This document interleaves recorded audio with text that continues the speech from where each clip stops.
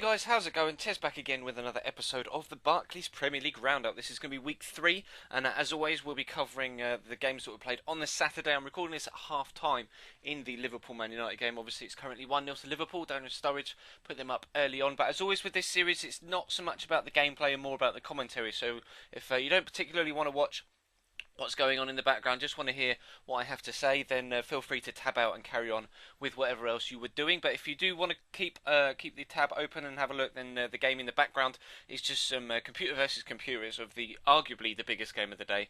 Although Liverpool Man United could be classed as the biggest one, but it's Arsenal Tottenham in the background, being played at the Emirates, computer against computer on Legendary, etc. But let's start off with the roundup. Then we're basically going to run in match of the day order. It seems silly to go otherwise.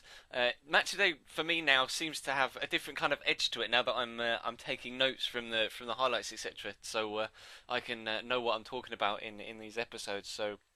And let's crack on then and see how well I did noting down the different things. But we'll start off with the Palace-Sunderland game. That was first on Match of the Day and probably was the best game of the day. There was barely any goals this weekend. It was quite a poor week for overall team performances and goals. But anyway, the first goal from Palace was actually ridiculously scrappy. How their lad managed to just flick the tiniest of... he kind of hit him on the calf as it was going past him, didn't it, Danny Gabardon? Just got enough on it to knock it round Kieran Westwood to put Palace in the lead. But to be honest, they deserved to go in front, and Sunderland's were really, really poor. They had such a bad first half. It was quite shocking, actually. I'm sure Paulo Di Canio went absolutely batshit insane in the dressing room at half-time. They made a change at half-time, bringing on Stephen Fletcher, and that really did make a change to the way that they played. They managed to get back on level terms through him a bit later on in the second half, and it was a fantastic header, to be completely honest, back across the goalkeeper into the bottom corner, and Fletcher does that very, very well. He's actually a really good striker. I'm surprised that he's only gone to Sunderland when he left Wolves, because he's a very, very good player. But Palace hit back from then. They obviously got the penalty. I think it was a clear pen, personally. John O'Shea, I guess he just didn't know he was there. It was a bad touch. Then just tried to clear it. Didn't see that Gale was fast enough to be, or didn't see that it was Gale, knowing that he'd be fast enough to get to the ball before him. Took him out. Was a pen. Was a red card. I think, personally, I think it probably. You could see from John O'Shea's reaction, he knew exactly what he'd done and what the consequences were going to be. And Gale, the pen wasn't the best, but fortunately for him, it went underneath the goalkeeper. And then the third goal, though, for Palace was absolutely fantastic. O'Keefe on his left foot. I think Punchin did too much with it, cutting in from the right side. Probably could have hit it once, at least twice, but kind of stopped his run and then carried on. Then stopped his run and carried on. Got tackled from behind, but O'Keefe took it first time, and it was an absolutely fantastic strike with his left foot into the top corner off the bar. Really, really good way to set off this episode with a game that was probably the best of the weekend so far. This Liverpool Man United game's been pretty tasty. The second game we're going to have a look at is Man City versus Hull. Now, Hull made a good account of themselves in this one. Sone Aluko had an absolutely fantastic chance one-on-one early on in the game. He's so fast, and it was basically from the edge of the centre circle. He had the entire half to himself. Sprinted down towards goal. Joe Hart came out, and Aluko put it wide. It was the easiest of finishes, to be completely honest. And maybe you can get away with those in the Championship, but in the Premier League, especially against a team of Man City's calibre, you're just not going to be able to get away with those. And they did actually score. Did actually put the ball in the back of the net in the first half, but Danny Graham was about a yard off. So it was a good finish, considering, as far as I'm aware, Danny Graham hasn't scored a goal for ages. Hasn't scored since January or something like that. But he was offside, so it didn't count. And then Man City made a change at half-time, like Sunderland, striker off, striker on. And Alvaro Negredo came on. And he changed the game. They put one ball in and he headed it horrifically wide, but they played a similar ball in, and this time he was able to find the back of the net with the header. And he made the difference. He really did make the difference. And then Yaya Toure free kick. I've never, until this season, I didn't know Yaya Toure had those sort of free kicks in his locker, and he's pulled out 2 in the opening 2 or 3 weeks of the Premier League. Absolutely superb free kicks from about 20-25 yards out, whipping them over the ball and getting it back down to go in under the bar. It was late on it, but it sealed the game at 2-0. So, it was deserving, I think, for City in the end, because the quality showed through, but Hull definitely gave a good account of themselves. If they can put those sort of performances in for the rest of the season, especially at home, then you know they stand a good chance of going up. Or going up, staying up. But the third game we're going to have a look at is Newcastle versus Fulham. Wasn't the best of games overall, to be completely honest. Or I didn't think it was the best of games overall. Newcastle had quite a few chances. David Stockdale made some great saves, but there was no real clinical finish from either side. Obviously, Newcastle, Pape Cisse hasn't been firing on all cylinders for about 12 months now. Demba Ba went to Chelsea in January, so they missed his goals. And Ben Arthur's hit and miss, although Ben Arthur's goal, wow. Double step over, step inside, and then rocket shot into the back of the net. He was probably their best player on the day, but Gouffran again missed another wonderful chance from 3 or 4 yards out. Should have done so much better with that header. And for the second week in a row, missing an absolutely glorious chance. And Fulham were decent. They're a good side. They're a good unit. They work well as a team without really any standout performances or standout players. But they relied on Berbatov too much, I think, last season for goals. And hopefully for them this year, Darren Bent is going to be able to provide those goals. But yesterday, there weren't any goals in him, and Berbatov was horrific. Absolutely awful. I don't know whether you saw the match today in the highlights. They picked up on Berbatov and his first touch. Dimitar Berbatov's first touch is 99.9% of the time absolutely perfect.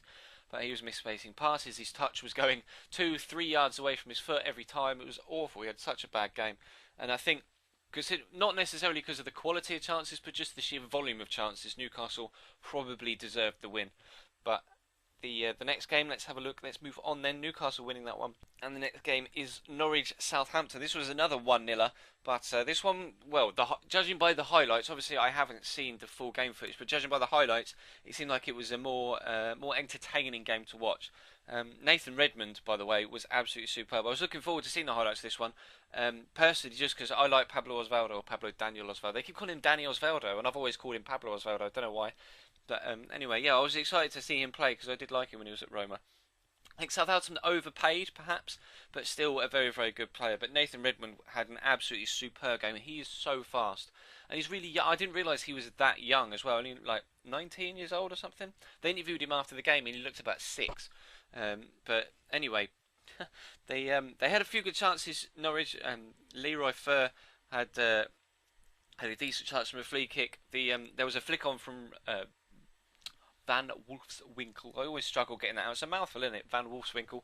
It was a flick on from him, and Fer had a great chance. So the goalkeeper made a good save. And then, personally, I think it was a penalty. The first penalty incident, I think it was a penalty. Bradley Johnson threw his hands up, kind of up to cover his face, but they were away from his body. So I think it was an unnatural position for his hands to be in. And I think it was a penalty from that Adam Lallana shot. And then Lallana had a great volley a little bit later on, and was even more unlucky because it kind of smashed back off the post. And Southampton seemed to be having the better of the chances, although Nathan Redmond was trying his best to put Norwich in front, and in the end he did put them in front. Another really, really good run. Kind of, I don't know whether anyone else would agree with me here, but if you remember Junior Hoylett when he was at Blackburn, he always used to make those runs where he used to dart in from the wing and then smash it across the goalkeeper into the top corner. They did it 3 or 4 times, maybe not last season, but the season before, which is why QPR picked him up when Blackburn got relegated. And Nathan Redmond's goal was of that ilk. He cut inside, twisted around a couple of players, rather than going across the goalkeeper into the top corner. He kind of pulled it back and dragged it back into the bottom corner. The goalkeeper got across to it, but couldn't keep it out. But it was a good goal. Nathan Redmond had a really, really good game, and hopefully, apparently he played very well for the England under-21s the other day as well when they played Scotland. They won 6-0, I think was the scoreline, but I didn't see any of the goals or any of the gameplay. But after Southampton having a penalty denied earlier on in the game, then Norwich had a penalty denied as Jose Fonte just rugby tackled Robert Snodgrass completely out of the way. It was an awful challenge. It should have been shoulder on shoulder. Maybe Snodgrass was a little bit weak. Maybe he should have got on the weights and maybe stood his ground a little bit more. But if Jose Fonte is going to go in that aggressively, then you can't blame Robert Snodgrass for going to ground. But neither penalty was given, so I guess it kind of evened itself out at the end of the day, and Norwich ran out 1-0 winners. So congratulations to them. They're playing in the home kit this time, although I really do like their away kit. I'm definitely going to be using that on Ultimate Team. I know I said that last week. But next game is West Ham versus Stoke. Now, Jussi Jääskeläinen made so many good saves in this one. He had the one that stood out was that double save, the shot from distance that was really well saved. And then I think, was it Maiga? came in on the follow-up, and Juskalaisen just threw himself at it and managed to get it around the post. But Maiga overall was really, really wasteful in the game, and if they'd have been able to sneak a goal, then perhaps it may have finished differently. But what West Ham miss is just an out-and-out goal scorer. They've got players that will score you 6, 7, 8 goals a season with Ricardo Vazte and Maiga and Andy Carroll if he can stay uninjured or keep himself fit. But they don't have a striker that will get them 20 goals a year plus, and that really showed in this one. And then Stoke managed to sneak a winner. Stoke, they're doing well under Mark Hughes. They're playing a different style of football that we're not necessarily used to seeing with Stoke. But I'm sure the fans will be pleased to see that they're actually, keeping the ball on the floor, passing it around, etc. I know, even though it was still a set piece that won them the game, it was great for a kick from Jermaine Pennant. But I think actually he kept it low, kind of whipped it over / around the wall and kept it low. I think if the ball had jumped, they probably would have blocked it, but they didn't jump. It wasn't blocked, and it flew into the back of the net, and Stoke were able to nick all 3 points. And then the final game of the day actually didn't have any goals in it whatsoever. Cardiff versus Everton. Martinez has drawn every single game at Everton so far this season, apart from obviously the game in the League Cup in the week. Every Premier League game, then, shall we say. But Everton play some really nice football. They just don't score enough, and they kind of have the same problem as West Ham. They've got players that will chip in with goals, and they get a lot of goals from midfield with Fellaini and Pienaar, and goals from the back with Baines, etc. But they don't have an out-and-out goal scorer. Jelavic hasn't.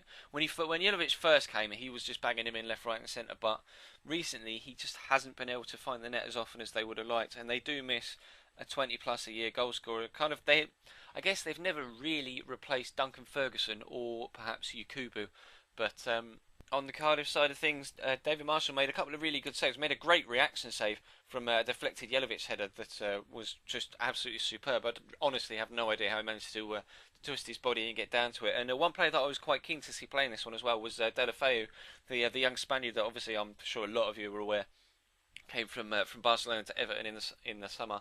And from the highlights, he seemed to be making the right sort of runs on that right hand side, jinking about left and right, and putting the defence to the sword. But neither side could really find the breakthrough, and it did end goalless in the end. But that is going to kind of bring this BPL Roundup week to a close. It's very well timed. The footage in the background, the game has ended. So the footage in the background reckons it's going to finish 1-1 this afternoon, the 4 o'clock kickoff between Arsenal and Spurs. Let me know in the comment section how your team's got on this weekend. Obviously, my team's Chelsea. Chelsea, Friday night. I think the less we talk about that, the better. And my other team, obviously my local team, Cambridge United, were actually able to win 3-0 at home against Tamworth. So they have gone back top of the conference, which is absolutely delightful, or makes me absolutely delighted, whichever particular phrase you want to associate with it. But let me know how your team's got on this weekend, and of course feel free to leave the video a like as well if you could be so kind. But thank you very much for watching, guys, and I'll see you next week.